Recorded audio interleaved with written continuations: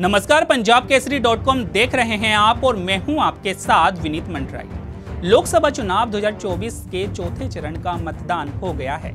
इस चरण में 10 राज्यों और केंद्र शासित राज्यों की 96 सीटों पर मतदान हुआ है। साल 2019 के चुनाव में इन 96 में से 49 सीटें बीजेपी और उसके सहयोगी दलों ने जीती थी।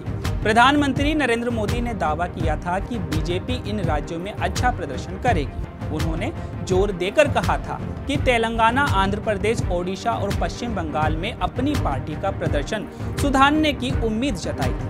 आइए जानते हैं कि इन राज्यों में बीजेपी ने पिछले चुनाव में कैसा प्रदर्शन किया था और इस बार उसका प्रदर्शन कैसा रह सकता है। दक्षिण भारत के राज्यों में तेलंगाना एक ऐसा राज्य है जहां 2019 के चुनाव में बीजेपी ने अच्छा प्रदर्शन किया था। पार्टी ने राज्य की 17 में से 4 सीटों पर जीत का परचम लहराया था। इस चुनाव में बीजेपी ने राज्य के मुख्यमंत्री चंद्रशेखर राव की बेटी को भी हरा दिया था। बीजेपी को 19.45% वोट मिले थे। बीजेपी ने 2023 के विधानसभा चुनाव में भी अच्छा प्रदर्शन किया था। विधानसभा चुनाव में बीजेपी ने अपना प्रदर्शन बेहतर बनाते हुए 8 सीटें जीत ली, जबकि 2018 के चुनाव में बीजेपी को केवल 1 सीट ही मिली थी। विधानसभा चुनाव के बाद बीजेपी राज्य की तीसरी बड़ी पार्टी हो गई है। हालांकि उसके वोट शेयर में गिरावट भी आई है। इसके बाद भी बीजेपी के हौसले बुलंद है और उसे 2019 से भी अच्छा प्रदर्शन करने की उम्मीद है। आपको बता दें कि पश्चिम बंगाल में लोकसभा की 42 सीटें हैं। भाजपा ने 2019 के चुनाव में पश्चिम बंगाल में जमकर जोर प्रदर्शन किया था। इसके बदौलत बीजेपी अपनी सीटों की संख्या 2014 की 2 सीटों के मुकाबले 18 करने में कामयाब रही थी। उसका यह प्रदर्शन विधानसभा चुनाव में भी जारी रहा था। साल 2014 के लोकसभा चुनाव में बीजेपी ने पश्चिम बंगाल में जोर लगाया और वह 2 सीटें जीतने में कामयाब रही। 2014 के चुनाव में बीजेपी 17% वोटों के साथ 2 सीटें जीतने में कामयाब रही थी। वहीं इसके बाद 2019 के चुनाव में बीजेपी के प्रदर्शन में जबरदस्त उछाल आया। बीजेपी ने 40.6% वोटों के साथ 18 सीटें जीतने में कामयाब रही। वहीं राज्य में सत्तारूढ़ तृणमूल कांग्रेस 43.7% वोटों के साथ 22 सीटें जीतने में कामयाब रही थी। बीजेपी ने बंगाल के प्रदर्शन में भी अपने प्रदर्शन में सुधार किया। साल 2016 के चुनाव में बीजेपी ने 10.3% वोटों के साथ 3 सीटें जीती थी। वहीं 2021 के चुनाव में उसने अपना प्रदर्शन सुधारते हुए 38.5% वोटों के साथ 77 सीटों पर कब्जा जमाया। इस आधार पर बीजेपी को 2024 के चुनाव में पश्चिम बंगाल में अच्छा प्रदर्शन करने की उम्मीद है। इसलिए प्रधानमंत्री नरेंद्र मोदी और केंद्रीय गृह मंत्री अमित शाह ने राज्य का कई बार दौरा भी किया है। बीजेपी राज्य में बांग्लादेशी घुसपैठियों, टीएमसी की तुष्टीकरण की राजनीति, भ्रष्टाचार और महिलाओं की सुरक्षा को बड़ा मुद्दा बना रही है।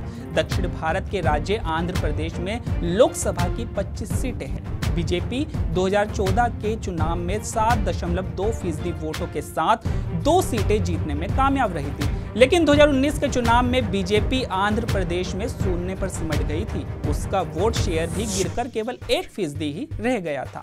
इससे परेशान बीजेपी ने अपना प्रदर्शन सुधारने के लिए सहयोगी तलाशा। इस बार के चुनाव में बीजेपी ने तेलुगु देशम पार्टी और अभिनेता से नेता बने पवन कल्याण की जनसेना से हाथ मिलाया है। समझौते के तहत भाजपा 6 लोकसभा सीटों पर चुनाव लड़ रही है। वहीं टीडीपी 17 और जनसेना 2 लोकसभा सीटों पर चुनाव लड़ रही है। टीडीपी ने पिछले लोकसभा चुनाव में 3 सीटों पर कब्जा जमाया था। टीडीपी ने 2014 के चुनाव में 40.8% वोटों के साथ 15 सीटों पर अपना परचम लहराया था। इन दोनों दलों के साथ समझौता होने से इस बार बीजेपी के आंध्र प्रदेश में अपना प्रदर्शन सुधारने की उम्मीद है। वहीं ओडिशा की लड़ाई इस बार दिलचस्प है। बीजेपी वहां सत्तारूढ़ लोकसभा के साथ साथ राज्य की सत्ता से भी उखाड़ फेंकना चाहती है। बीजेपी ओडिशा में अपना प्रदर्शन लगातार सुधार रही है। साल 2009 के चुनाव में शून्य पर रही बीजेपी ने 2014 के चुनाव में अपना खाता खोला।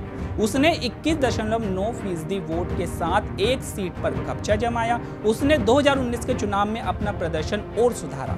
उसने 38.9% वोटों के साथ राज्य की 8 लोकसभा सीटों पर कब्जा जमाया। बीजेपी राज्य में अपना जनाधार लगातार बढ़ा रही है।